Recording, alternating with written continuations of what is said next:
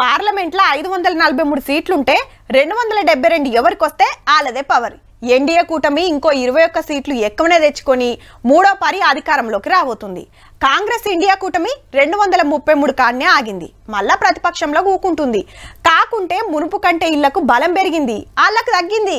ఇక గెలిచిన ఎంపీలందరినీ ఢిల్లీకి పిలుచుకొని పెద్ద మీటింగ్ పెట్టి మోడీ సారు ఆఖర్లు వస్తుంటే సప్పట్లు అటెన్క యోగిట్లా నడిచింది. భారత్ మాతాకి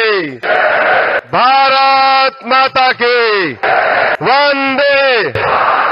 గిట్లా రాజ్యాంగానికి దండం పెట్టినాక ఎన్డీఏ తరపున మోడీ సారే ప్రధానమంత్రి క్యాండిడేట్ అని డిసైడ్ చేసిరు అన్ని పార్టీల లీడర్లు. బీజేపీకి మద్దతిస్తున్న పార్టీల అధ్యక్షులు ఎంపీలు అంతా వచ్చిండ్రు. ఎక్కడిది వచ్చిన వాళ్ళంతా సార్ను పొగుడు, సార్ వాళ్ళని సూర్యకిచ్చుడు నడిచింది. Today India is having right leader, right time, that is Narendra Modi.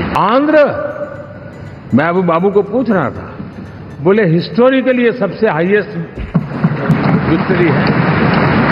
Janasena అధ్యక్షుల వారిని కూడా తారీఫ్ చేసిండు. పవన్ కాదు సునామీ అనుకుంటా. और जो यहाँ दिखता है ना पवन, ये पवन नहीं आंधी है.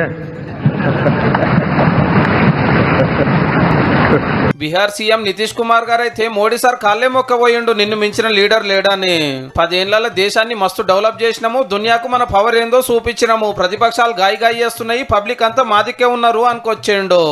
जो 10 वर्ष हमने काम किया है वो तो ट्रेलर है.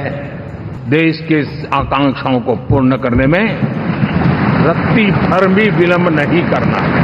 ఇన్నేళ్ళు ట్రైలరే చూసినామట, ఈ 5 ఏళ్ళు ఏం సినిమా చూపిస్తాడో మరి. ఈ మీటింగ్ అయినాక సీదా అద్వానీ సార్ ఇంటికి పోయి దీవనార్తి తీసుకున్నాడు, మోడీ సార్ కు రాజకీయ గురువు కాబట్టి.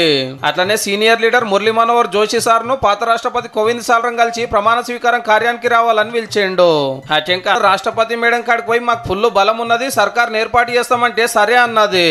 ఐతారం పొద్దుముక 6 గంటలకు మూడో పారి ప్రధానమంత్రిగా మోడీ సారు, సెంటర్ మంత్రులు ప్రమాణ స్వీకారం చేస్తారు.